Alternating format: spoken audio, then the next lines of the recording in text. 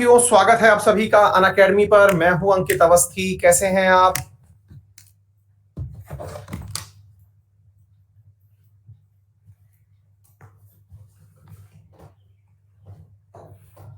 जी हाँ, नमस्कार साथियों।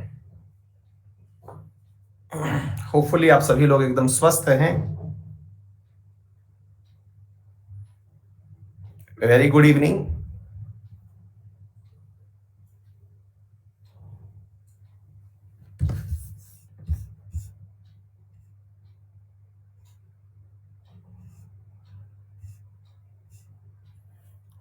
Thank you so much Paru के साथ डालने के लिए। बहुत बहुत मस्त है वीडियो, 20 बार देख ली। अच्छा, तुम ही हो जो व्यू बढ़ा रही हो उसके। बहुत बढ़िया। हाँ जी, चलिए, बहुत ही अच्छी बात है। Good evening, very good evening. Narayan, Jyoti Singh, Prachi, Om Prakash, Saumya, Khushboo, Pankaj, Kajal, Sunil, Govind, Vishal, Gudiya, Payal, Kim Jong, Priyanka, Vinay, Gargi, Vishal, Shweta, Keshav और सभी साथियों को वेरी गुड इवनिंग। हाँ जी, नमन। सोच रहे हैं भैया।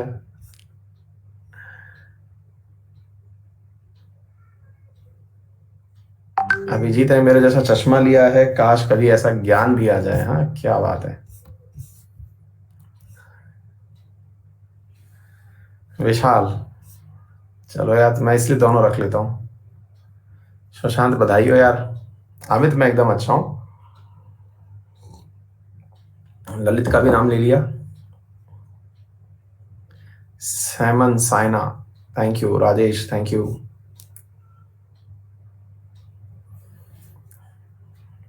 समय को सारे सवाल मुझसे पढ़ने का मन करता है, बहुत अच्छी बात है।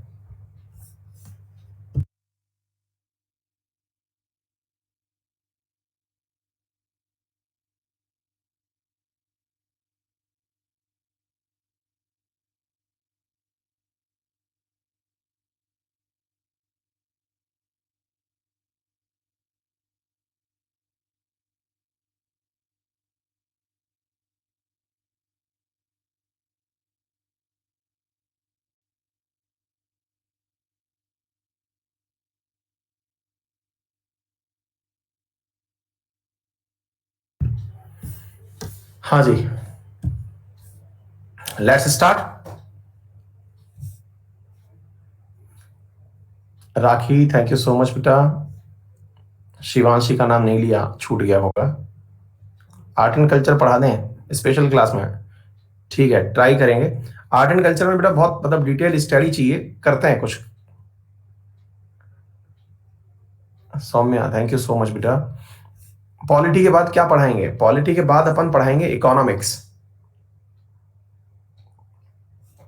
जय श्री, बिल्कुल एकदम बढ़िया है।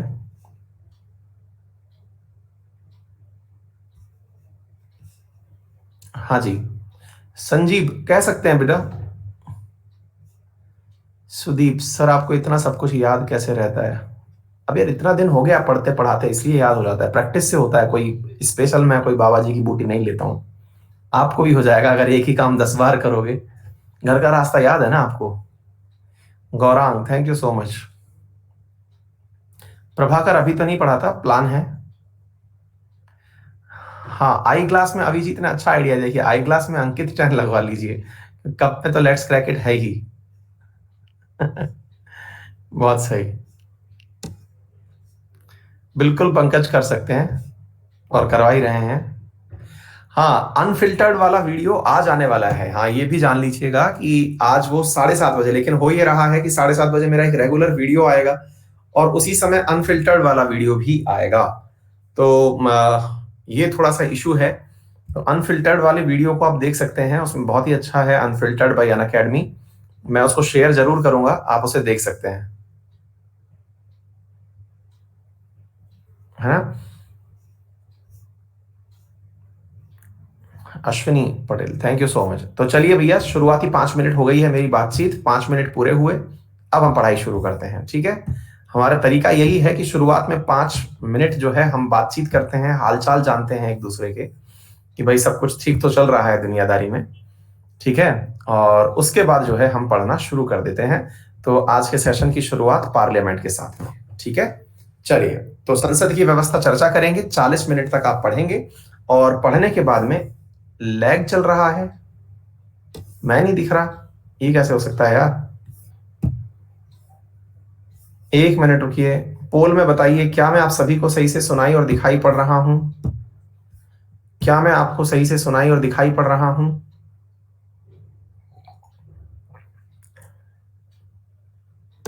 अच्छा, दिक्कत आ रही है? यार this is not my side, मेरी तरफ से नहीं हो रहा है। ये बारिश की वजह से हो सकता है, मतलब हालांकि बारिश का ऐसा कोई डायरेक्ट कॉज तो नहीं है, लेकिन अभी जहां पे मैं हूं वहां ताऊ जी काफी परेशान हैं। ताऊ ते जो है वो अपना रूप दिखा रहा है, बीच में आ गया होगा। हाँ, इनकेस अगर कुछ होता है तो जिस जगह मैं हूं वहां पे अभी रात को 2 बजे से लेकर अभी तक बारिश नहीं रुकी है। हाँ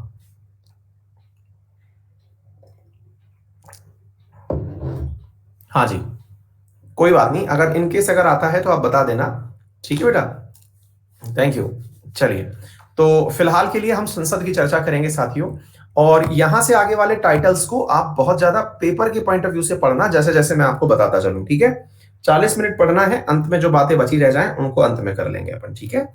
क्या है, तो चलिए हम सबसे पहले चर्चा करते हैं। जब पार्लियामेंट की बात आती है तो हम सबसे पहले यही बात सीखने वाले हैं कि पार्लियामेंट की व्यवस्था और प्रेसिडेंशियल व्यवस्था, इन दोनों में सबसे बड़ा अंतर क्या है।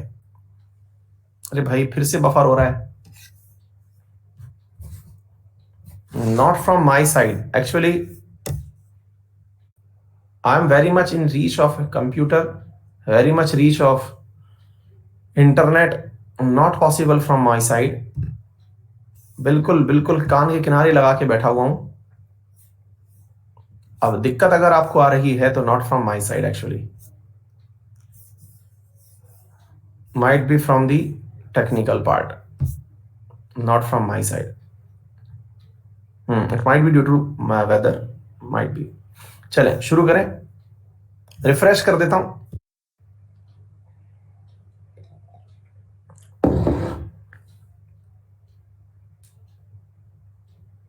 अगर देखिए आवाज आ रही हो और फोटो कभी गड़बड़ हो तो कोई बात नहीं, ऑडियो से पढ़ लेना, है ना। ऑडियो से पढ़ लेना, अदरवाइज फिर छुट्टी करनी पड़ेगी। कारण क्या है कि और कोई चीज वो है नहीं, है ना। मतलब या तो आप ऑडियो से पढ़ लें, और यदि ऑडियो से नहीं पढ़ पा रहे हैं तो फिर छुट्टी। दो ही तरीके हैं, है ना। चलिए तो सुनिए, इन केस बीच में दिक्कत आए तो थोड़ा मैनेज कर लेना बेटा, है ना।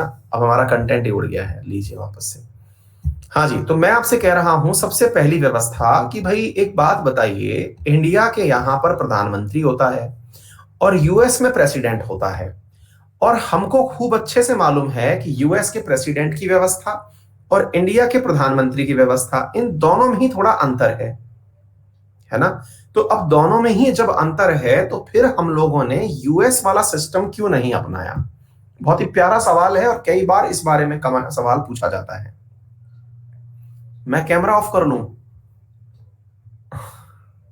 बेटा, फिर मुझे नींद आ जाएगी। एक्चुअली मैं मुझको खुद को ही देखता हूं, मुझे एक ही तो इंसान दिखता है और वो मैं खुद हूं। आप लोग तो दिखते नहीं हो, है ना। मैं आप ही को तो देख पाता हूं, अगर आप ही देखने, मैं मतलब खुद को ही तो देख पाता हूं, और अगर ये भी नहीं देख पाया तो मैं सो जाऊंगा। मुझसे ना हो पाएगा क्योंकि आप लोग दिखाई देते नहीं हो, है ना। हाँ, तो आज का जो हमारा टाइटल है वो है संसदीय व्यवस्था। पहला सवाल, भारत ने संसदीय व्यवस्था क्यों अपनाई, और ये संसदीय व्यवस्था होती क्या है, हम इसके बारे में भी चर्चा करेंगे। हमने संसदीय व्यवस्था क्यों अपनाई, हमने राष्ट्रपति व्यवस्था क्यों नहीं अपनाई, है ना। बहुत प्यारा सवाल है, ठीक है। इस बात को समझने के लिए हमें थोड़ा सा हमें यह देखना होगा कि इन दोनों में क्या कोई अंतर है क्या। अंतर तो बहुत बड़ा है, लेकिन इसके पीछे जो प्रमुख कारण है कि हमने संसदीय व्यवस्था ही क्यों अपनाई, इसके पीछे एक जो सबसे बड़ा कारण है वो क्या है, क्योंकि इंडिया जो है वो यूएस को, वो क्या कहते हैं, यूके को यानी ब्रिटेन को डेड ऑनेस्टली फॉलो करता आया है, मतलब इस प्रकार से फॉलो करता आया है कि अगर ब्रिटेन में जो भी है वो हमारी तरफ भी होना चाहिए, क्योंकि हमारे लिए ब्रिटेन जैसा बनना ही हमारी उपलब्धि में शुमार था। और चूंकि ब्रिटेन के अंदर पार्लियामेंट व्यवस्था थी, तो हमने एग्जैक्टली वैसी ही पार्लियामेंट व्यवस्था अपने यहां अपनाने का निर्णय लिया। क्या आपको मेरी बात समझ में आ गई? अच्छा, तो अब सबसे बड़ा पॉइंट यह बनता है कि अगर ब्रिटेन में व्यवस्था पार्लियामेंट की है तो वहां पर पार्लियामेंट है कहां पर? तो मेरे प्यारे साथियों, एक जगह है जहां पर वहां पार्लियामेंट है और उसका नाम है वेस्टमिंस्टर।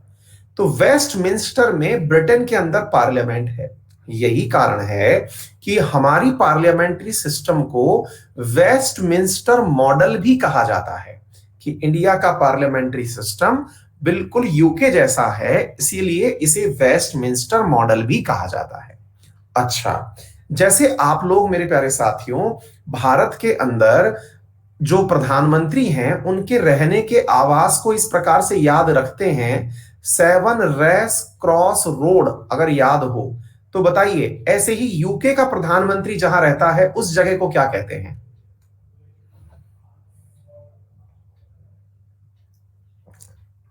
हमने इतना तक कॉपी किया। आप समझ रहे हैं मेरी बात? हमने यूके के प्रधानमंत्री, हाँ, 7 RCR नहीं, डाउनिंग स्ट्रीट कहा जाता है, 11 डाउनिंग स्ट्रीट, और उसी के बगल में 10 डाउनिंग स्ट्रीट में वित्त मंत्री रहता है। ठीक है, तो डाउन स्ट्रीट जो है वहां का शब्द है, जैसे अपने रेस क्रॉस रोड है, मतलब कहता रहा हूं एकदम हमने वही शब्द और तरीके फॉलो किए जो यूके के अंदर थे। अब आप पूछेंगे कि सर ऐसा क्यों? अच्छा, इसके पीछे भी एक बहुत बड़ा कारण है, और वो कारण ये है कि भारत 200 साल से मेरे प्यारे साथियों गुलाम था। 200 साल की गुलामी ने हमें ये चीज तो सिखा दी कि अंग्रेज बुरे हैं, लेकिन उनसे अच्छा बनने के लिए हमें उनको एकदम नकार नहीं देना था, उनकी अच्छाइयों को तो अपनाना था और उनकी कमियों को अपने से दूर कर देना था। तो उनकी अच्छाइयों में सबसे बड़ी व्यवस्था थी संसदीय व्यवस्था। जिस संसदीय व्यवस्था के अंदर सबसे बड़ी चीज क्या थी कि भाई भारत जैसे देश में हर जगह का प्रतिनिधित्व जाकर के पहुंचेगा संसद में, इसलिए संसदीय व्यवस्था का रूप तैयार किया गया। क्योंकि हमें 200 साल से यह पता था कि बिल कैसे बनते हैं, संसद के अंदर बहस कैसे होती है। हमारे यहां पर इंडिया में जो गवर्नर जनरल हुआ करता था, जो बाद में वायसराय बन गया था, उसकी काउंसिल बिल्कुल वैसे ही काम करती थी जैसे कि आज भारत के प्रधानमंत्री के साथ में कैबिनेट काम करती है। यानी हमें बहुत सारे लोगों को ऑलरेडी वो व्यवस्था पता थी। कुछ ऐसे मानिए, जैसे मान लीजिए कि आपकी शादी किसी इंडियन महिला से हो, या इंडियन महिला की शादी जो है वो इंडियन पुरुष से हो, तब तो सारे संस्कार रीति रिवाज पता है आप सभी को, है ना? आप कहें कि सर आपके मुंह में घी शक्कर,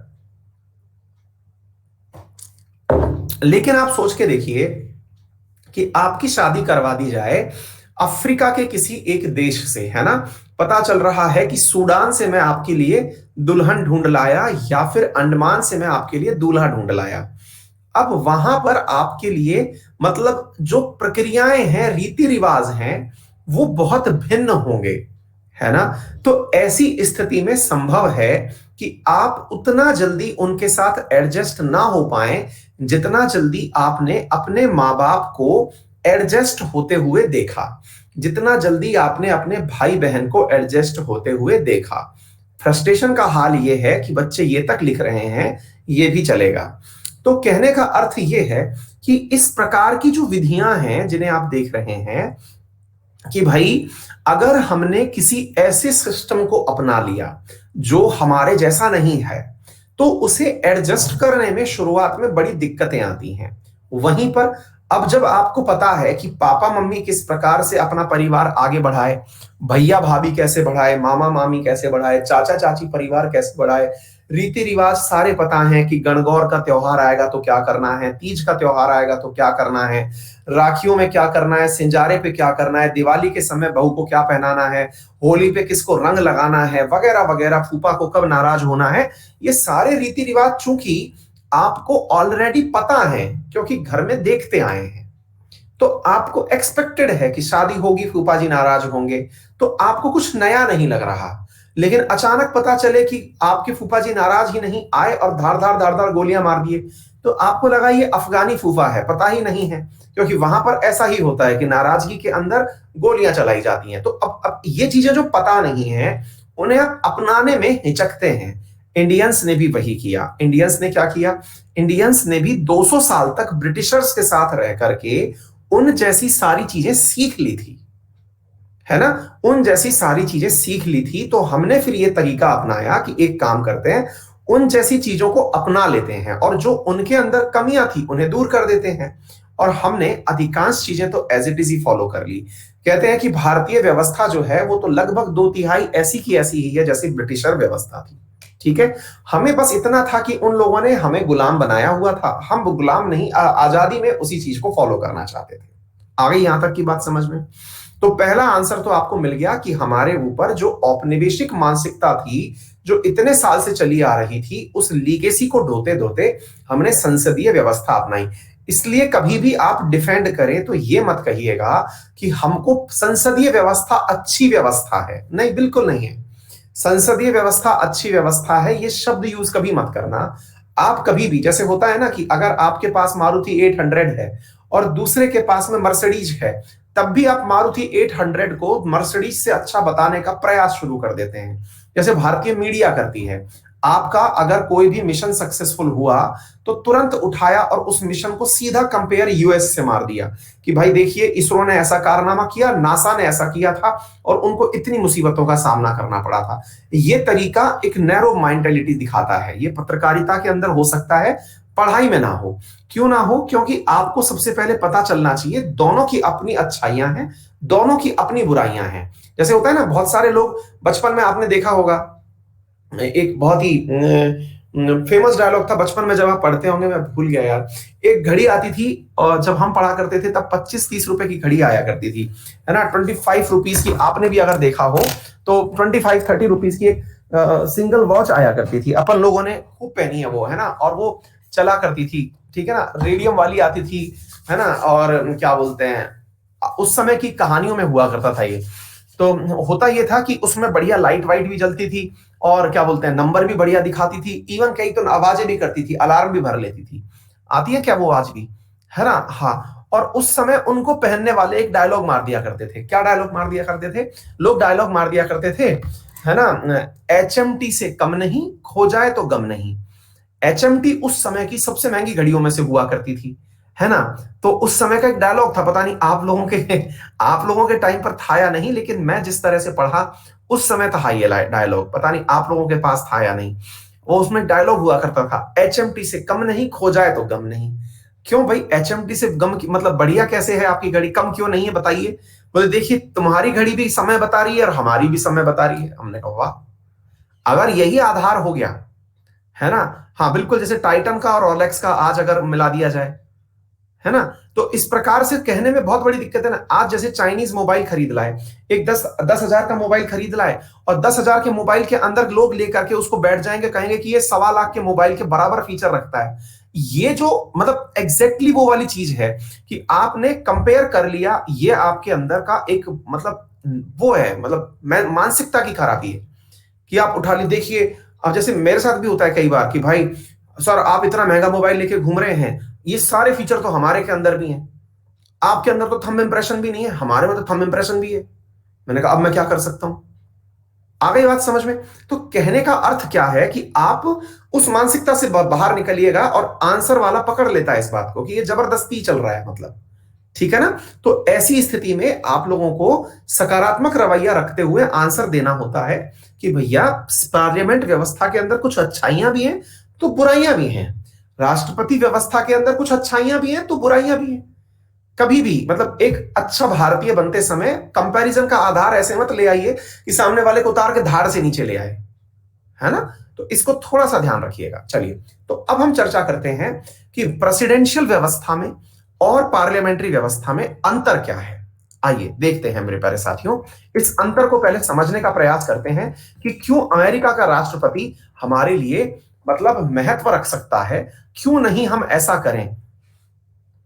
हाँ, क्यों नहीं हम ऐसा करें कि भाई हम जो है वो अमेरिकी व्यवस्था को अपना लें। सारी बातें हम लोग करते हैं, ठीक है ना। चलिए इधर देखिए मेरे प्यारे साथियों, डुअल, यहां पर सबसे पहली जो चीज है वो है कार्यपालिका।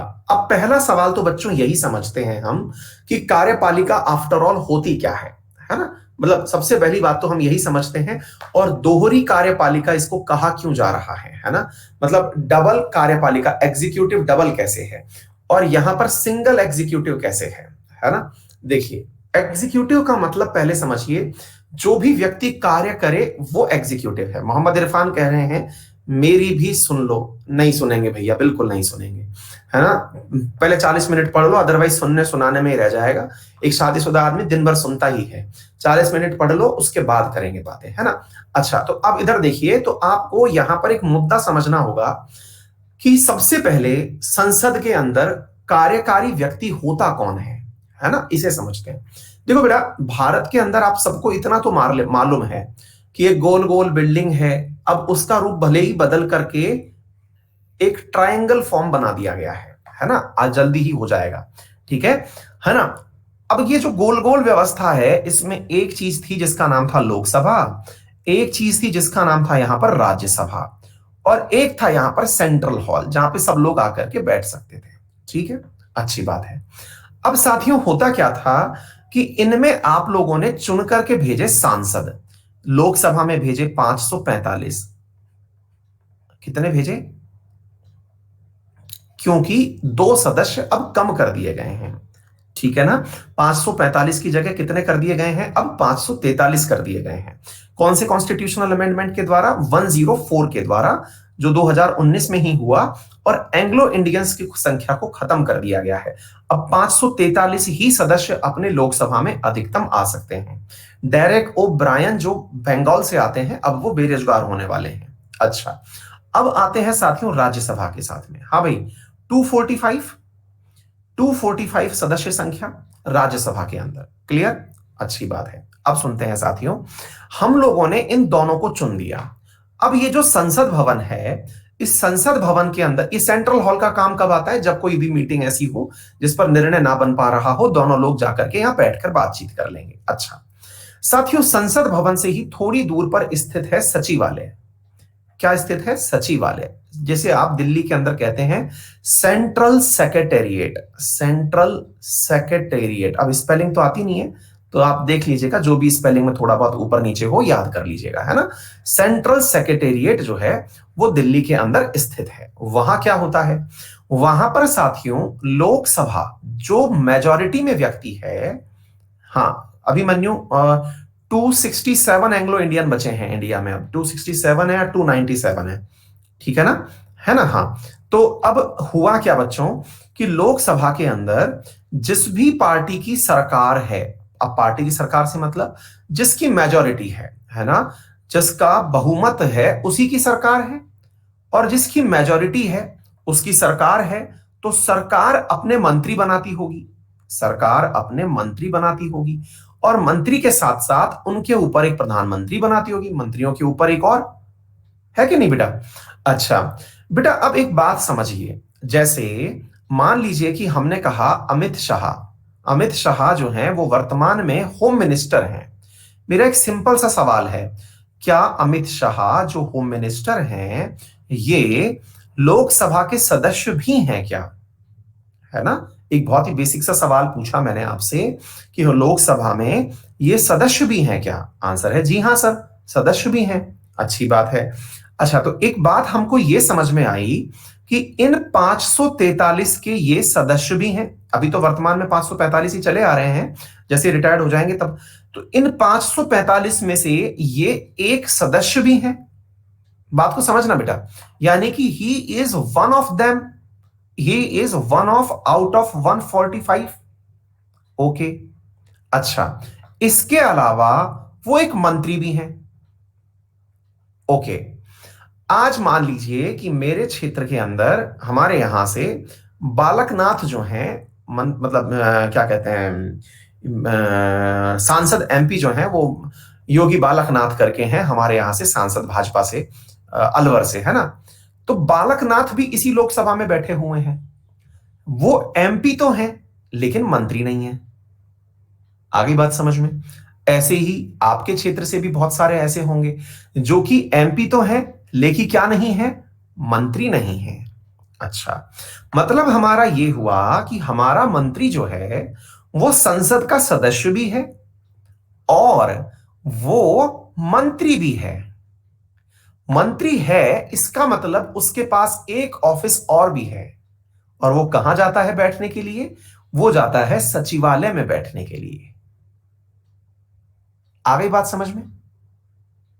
वो कहां जाता है बैठने के लिए, सचिवालय में बैठने के लिए। सचिवालय क्या करता है, उसके पास में अपना पूरा डिपार्टमेंट वहां होता है, जिसे आप गृह विभाग कहते हैं। क्या कहते हैं, गृह विभाग, होम मिनिस्ट्री, गृह मंत्रालय। मतलब जब संसद में था तब तो वो क्या था, एक सांसद, लेकिन जब सचिवालय में गया तो उसके पास पूरा एक मंत्रालय है। आगे बात समझ में।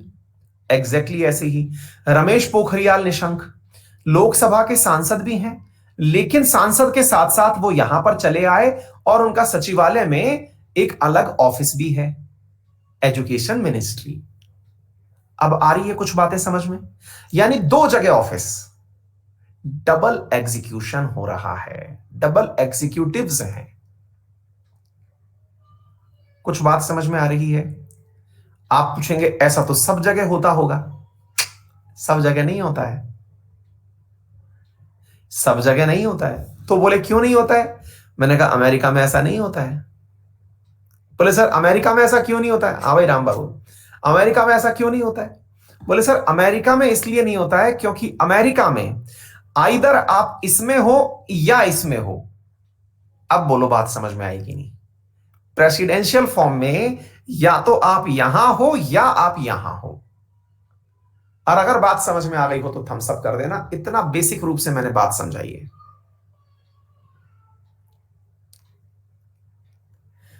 बोले सर इसका मतलब यह हुआ कि अमेरिका के अंदर जो व्यक्ति मंत्री बना, वो मंत्री जो है वो जरूरी नहीं है कि संसद का सदस्य हो। मैंने कहा बिल्कुल भी जरूरी नहीं है।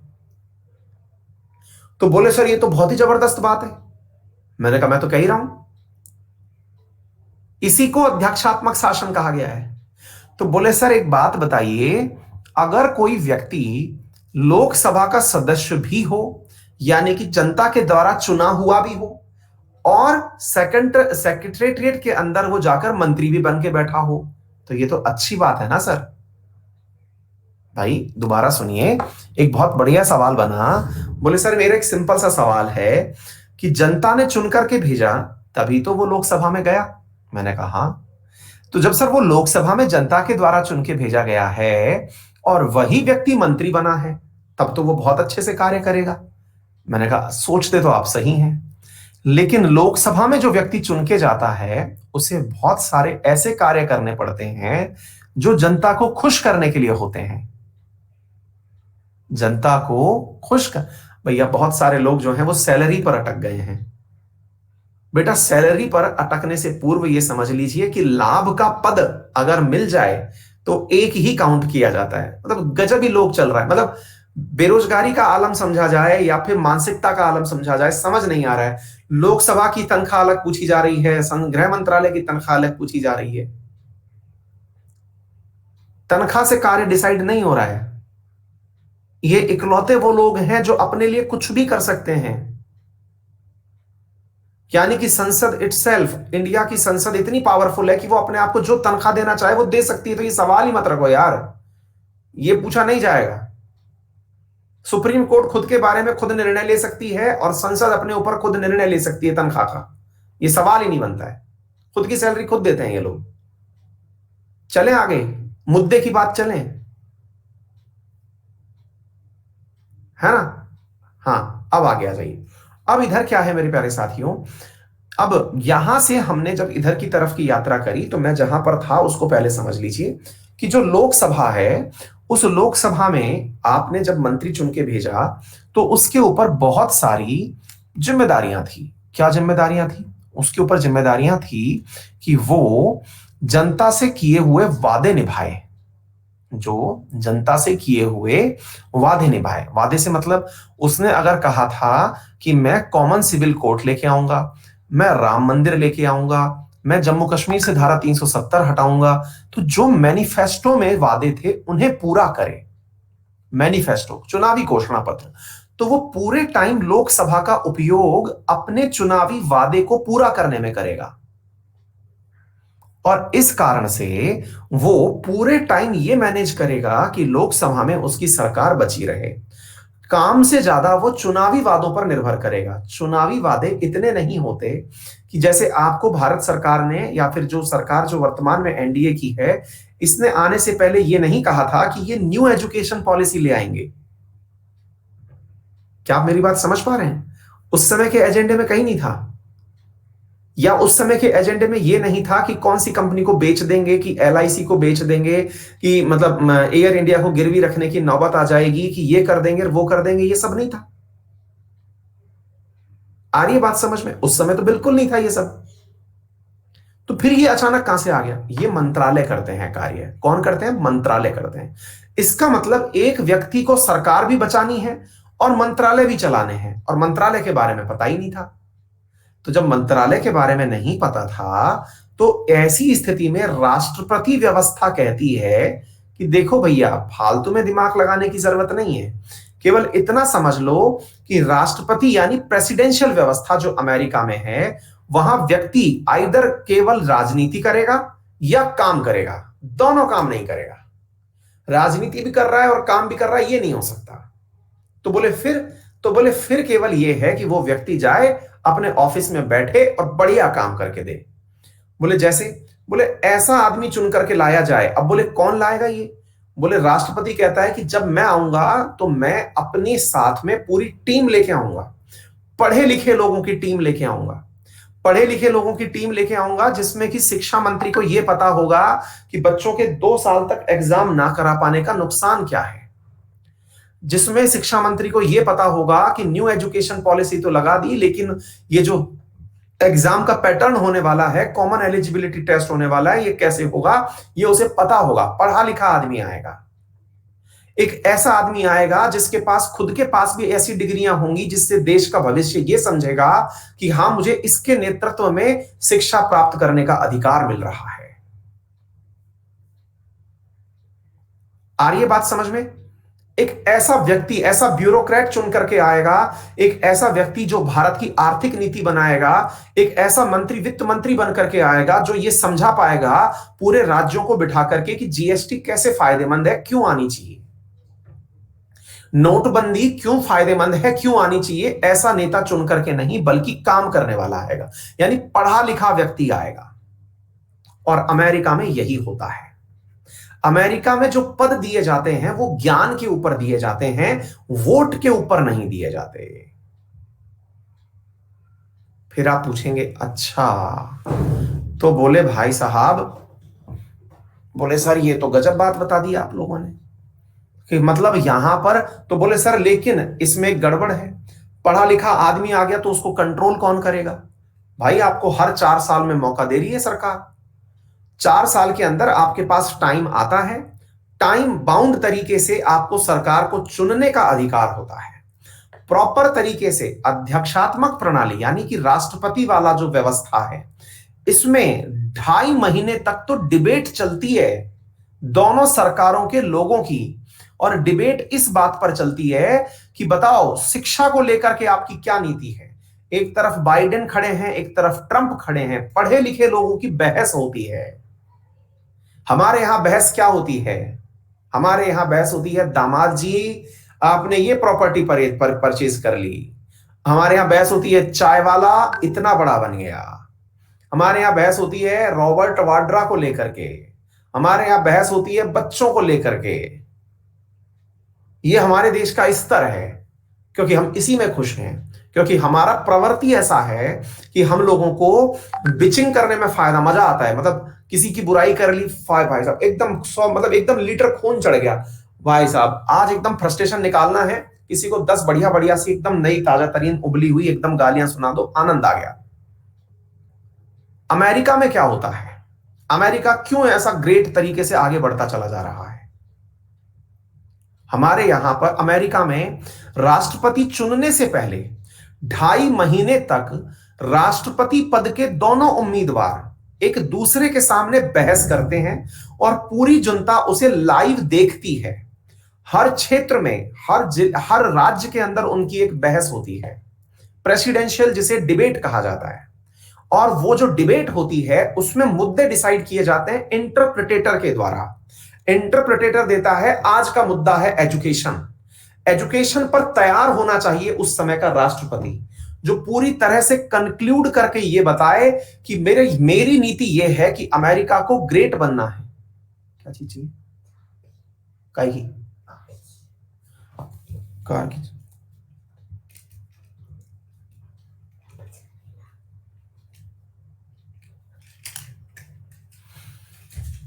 ठीक है, तो है ना, तो मुद्दा समझ में आया। तो मुद्दा क्या निकल के आया, मैंने आपसे क्या कहा, इसको समझना, इस पॉइंट को समझना कि भाई वहां पर आप कई बार ये पूछेंगे, है ना, आपके मन में सवाल आएगा, सर राष्ट्रपति तो ऐसे फिर कुछ भी कर सकता है, तानाशाही आ जाएगी। जैसे कुछ लोगों ने बोला कि प्रेसिडेंशियल व्यवस्था आ गई तो तानाशाही आ जाएगी। नहीं भाई, तानाशाही नहीं आती है। वहां राष्ट्रपति को चुनने से पहले अपने आप की जो प्रेसिडेंशियल डिबेट्स होती हैं वहां पर प्रूव करना होता है कि भाई मैं अपने देश में शिक्षा की यह व्यवस्था लेकर के आऊंगा। अगर वो ऐसा नहीं कर पाया तो उसको अगली बार मौका नहीं मिलेगा। आ गई बात समझ में? हर एक चीज पर, इवन इतना तक डिबेट होता है कि विदेशी संबंधों पर आप क्या सोचते हैं, विदेशी संबंधों पर, यानी डिबेट में बताया जाएगा। तो मतलब यूएस के अंदर जब संबंधों की चर्चा हुई तो इस बार का डिबेट का विषय चाइना था। अब आप सोच के देखिए, डिबेट होती है, और अगर आपको रियल में ये डिबेट फील करनी है तो मेरे प्यारे साथियों, ये डिबेट अपने इंडिया में जेएनयू में भी होती है, आईआईटीज में भी होती है। जितने भी भारत के जो एकेडमिक सिस्टम वाले क्षेत्र हैं जहां पर क्या चलता है, वहां पर मेरे प्यारे साथियों जो अच्छे हैं वहां पर डिबेट्स होती हैं। उन डिबेट्स में, प्रॉपर डिबेट्स के माध्यम से बच्चों के सामने प्रेसिडेंशियल डिबेट जब चलती है तो डिसाइड किया जाता है कि हाँ भाई बताइए, आप राजनेता बन गए तो आप क्या कीजिएगा। है गजब चीज। हमारे यहां क्या होता है, हमारे यहां चुनावी सभाएं होती हैं। चुनावी सभा में मोदी जी ने एक सभा यहां करी तो फिर राहुल गांधी जी सभा दूसरी जगह कर रहे हैं। दोनों एक दूसरे पर आरोप मढ़ रहे हैं, दोनों ने एक दूसरे के कच्चे चिट्ठे निकाल रखे हैं जिसके पीछे कोई भी तर्क नहीं है। केजरीवाल जी सरकार में आए तो इतनी बड़ी फाइल लिए घुमा करते थे कि मैं सरकार में आ गया तो इतने लोगों को जेल में डालूंगा। आज वो फाइल कहां है किसी को नहीं पता है, किसी को नहीं पता है कि वो डिबेट कहां है, कौन शीला दीक्षित कहां कौन सी जेल में बैठी है, किसी को नहीं पता है, कुछ भी नहीं पता है, सब खत्म। अर्थात पार्लियामेंट्री सिस्टम जनता को मूर्ख बनाने का साधन हो चुका है। इसलिए यूपीएससी सवाल पूछ चुकी है इस बारे में, हालांकि आप यूपीएससी की तैयारी नहीं कर रहे हैं, सवाल पूछ चुकी है क्यों ना भारत में अध्यक्षात्मक प्रणाली अपना ली जाए। आ गई बात समझ में? अध्यक्षात्मक प्रणाली के अंदर होगा क्या, पूरी डिबेट्स होंगी, पूरी डिबेट्स के साथ साथ सारी कार्यप्रणाली होगी। अच्छा, अभी मैं आपको ये सारे प्रो बताया हूं, कॉन्स भी बताऊंगा कि आप पूछेंगे फिर तो सर अपना लेनी चाहिए आज ही सर, अब तो हमारा अगला मोर्चा हमारे देश में केवल राष्ट्रपति ही हो, प्रधानमंत्री ना हो। वो भी मैं आपको समझाऊंगा। इतना भी अच्छा नहीं है राष्ट्रपति शासन व्यवस्था, इतना भी अच्छा नहीं है। मैंने कहा ना कि मैं किसी के पक्ष में बोलने लगूंगा तो पूरा इतनी देर बोल सकता हूं कि आपके मन में बिठा दूंगा, लेकिन उसके विपक्ष में भी उतना ही बोल सकता हूं, वो भी बोलूंगा। चलिए, फिलहाल के लिए आपको समझ में आया दोहरी कार्य प्रणाली क्या हुई। अच्छा, दूसरी एक बात और राष्ट्रपति व्यवस्था में समझिएगा। राष्ट्रपति व्यवस्था में टेन्योर फिक्स होता है। टेन्योर फिक्स का मतलब हुआ कि राष्ट्रपति 4 साल के लिए बना तो फिक्स हुआ। इंडिया में टेन्योर फिक्स नहीं होता है। इंडिया में 4 बार किसी भाई के पास पैसे आए, मोटा भाई बैग में भर के धन लाए, किसी को कहा कि भैया इतने में बिकने को तैयार हो गया, सामने वाले ने कहा बिक जाएंगे तो बिक जाओ, चलो हो जाओ। सरकार इधर से उधर, ऑडियो वायरल होते हैं, सबको तुरंत मंत्री लोग कह देते हैं ये तो सब फेक है। मतलब सारी दुनिया फेक है, क्योंकि हमारे राजनेता सही हैं, बिकने के पैसे पड़े हैं, सब कुछ चल रहा है, लेकिन फेकबाजी में चल रहा है सब। ठीक है, तो पार्टी की सरकार कब गिर जाए नहीं पता। पार्लियामेंट्री व्यवस्था के अंदर सबसे बड़ी दिक्कत क्या होती है? अस्थायी सरकार। वहीं अध्यक्षात्मक व्यवस्था के अंदर क्या होता है? अध्यक्षात्मक व्यवस्था के अंदर सरकार स्थायी होती है। राष्ट्रपति अगर बन गया तो केवल उसे हटाने के लिए आपको महाअभियोग लाना पड़ेगा, तभी आप उसे हटा सकते हैं, अदरवाइज आप उसे हटा नहीं सकते हैं। ठीक है, तो सबसे पहली बात दोहरी हमने समझ ली, कार्यप्रणाली ये क्लियर कर ली। ये बहुत ही मतलब बड़ा सवाल है साथियों, एक बार में समझने की आवश्यकता नहीं है, इसको थोड़ा सा और समझिएगा। जवाबदेहिता, आपने जो मंत्री बनाया वो मंत्री क्योंकि दोनों जगह जाके काम कर रहा है, भाई वो मंत्री जो है वो दोनों जगह जाके काम कर रहा है, लोकसभा में भी है और सेक्रेटेरिएट में भी है। तो वो लोकसभा में सवाल जवाब, जब क्वेश्चन आवर चलता है तो उसे आंसर देने पड़ते हैं। क्षेत्र में उपस्थित लोग उससे सवाल पूछते हैं कि मंत्री जी ये बताइए कि आपने इतना बजट रखा था, गया कहां? लेकिन वहीं पर जो हमारी राष्ट्रपति व्यवस्था है, इसमें मंत्री विधायिका के प्रति जिम्मेदार नहीं होता है। आ गई बात समझ में?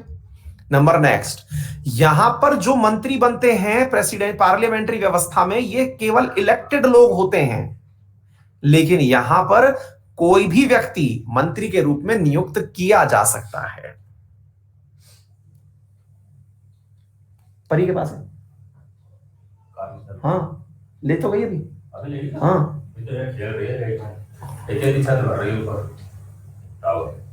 ओहो, हाँ जी। तो परू चाबी ले तो गई, लेकिन वो नीचे नहीं पहुंची है, वो छत पे खेलने लग गई है, बारिश में डांस कर रही है कि बोले ठीक है। हाँ जी।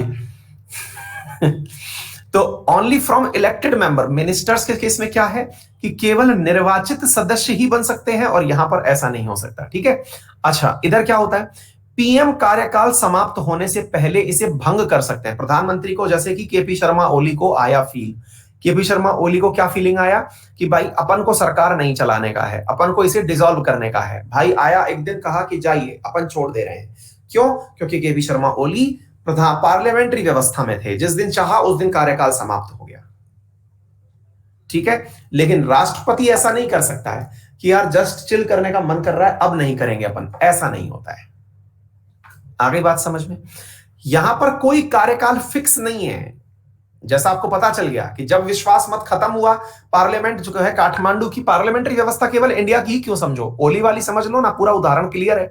2.5 साल में ही भाई ने खत्म कर दी 5 साल वाली पार्लियामेंट।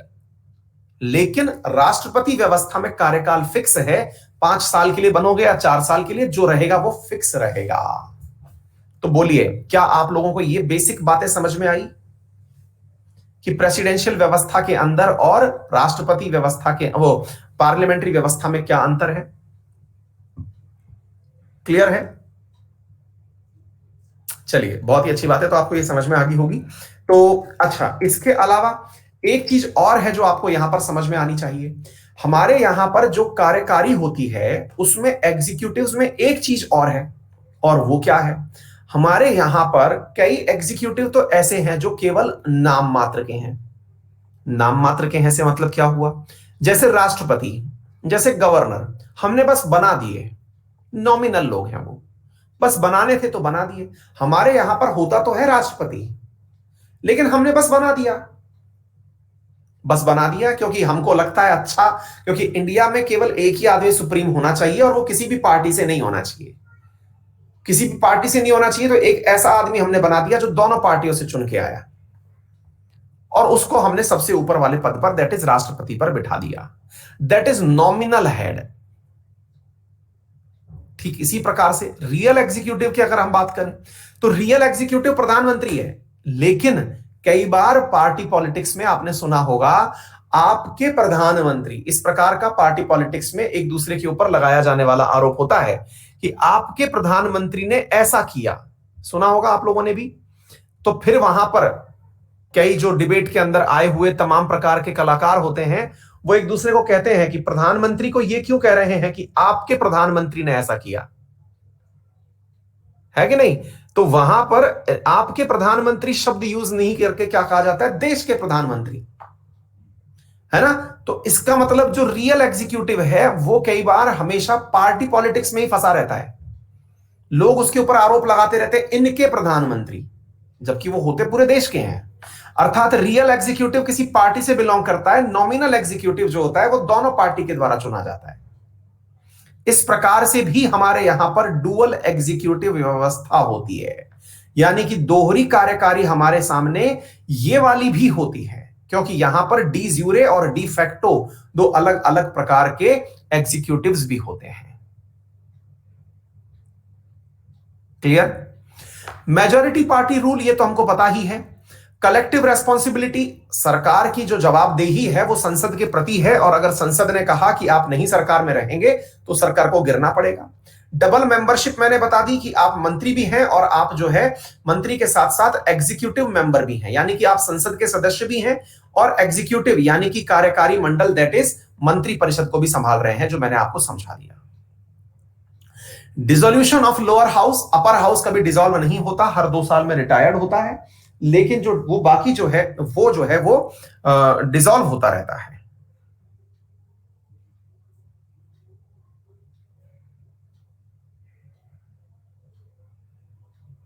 ठीक है ना? चलो, तो फिलहाल के लिए इतना ही साथियों। थैंक यू सो मच, फिर मिलेंगे अगली क्लास में। ठीक है बेटा, लास्ट वाले पॉइंट का कहने का मतलब है कि लोकसभा ही तो 5 साल में अपनी खत्म होती है ना, राज्यसभा तो कंटिन्यू चलती रहती है ना? राज्यसभा तो अपने कंटिन्यू चलती रहती है, वो 6 साल का कार्यकाल होता है, हर 2 साल के अंदर उसके 1/3 सदस्य जो है वो रिटायर्ड होते हैं। वो आपको अभी संसद चलेगी, अभी कम से कम 4-5 दिन संसद चलेगी, सारे डाउट्स क्लियर हो जाएंगे, है ना? जितने भी ये जो आप सवाल पूछ रहे हैं, कई लोग पूछ रहे हैं राज्यसभा की क्या आवश्यकता थी, जितने भी सवाल हैं वो सारे अभी 4-5 दिन संसद चलेगी। कुछ ही पॉइंट्स हैं अपने पूरे पॉलिटी में जिन्हें बहुत अच्छे से समझने की आवश्यकता है ना? तो वो चलेगी, वो आपको समझ में आ जाएगा, चिंता मत करिए। ठीक है? लोअर हाउस का मतलब लोकसभा बेटा।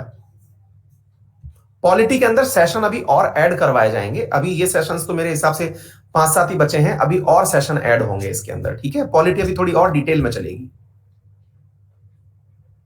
ठीक है बेटा?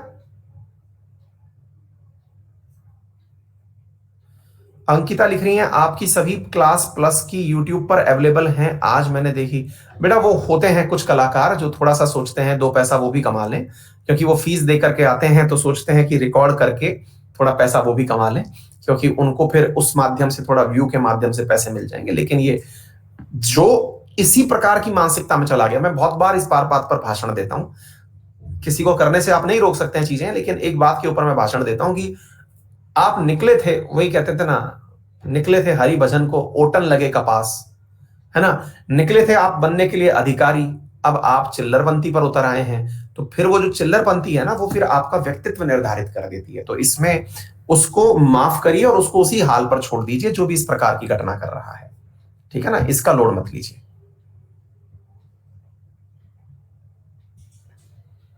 बेटा हिस्ट्री सबसे एंड में शुरू होगी, इसके बाद इकोनॉमिक्स शुरू की जाएगी। ठीक है? एक व्यक्ति काफी देर से लिख रहे हैं, कौशिक प्रजापति, कि मैं रोज ऑफलाइन पढ़ता हूं आपकी पॉलिटी का कोर्स, ये कोर्स यूपीएसआई के लिए भी। बेटा तो सिलेबस आप मैच करेंगे ना, मैं थोड़ी पूरा सिलेबस याद करके बैठा हूं कि यूपीएसआई में सिलेबस में क्या आता है, कि किसी और स्टेट पीसीएस में क्या आता है। मैं वो पॉइंट्स पढ़ा रहा हूं जो सब में कॉमन है, कुछ पॉइंट्स बच जाएंगे, कुछ पॉइंट हो जाएंगे, है ना? तो जो सब में कॉमन चीजें हैं वो चीज पढ़ाई जा रही है ना बेटा?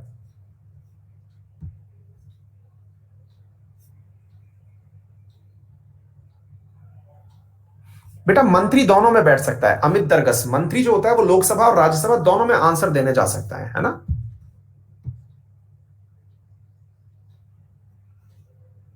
चलिए, थैंक यू सो मच। एक विद्यार्थी लिख रहे हैं अजय मौर्य कि वो यूपीएससी की प्रिपरेशन शुरू करना चाहते हैं। बेटा अगर आपने मेरा ये एनसीआर एसएससी वाला कोर्स पूरा पढ़ लिया है तो एनसीईआरटी पढ़ने की जरूरत नहीं है, मैंने वो पूरा कंप्लीट करवा दिया है ना?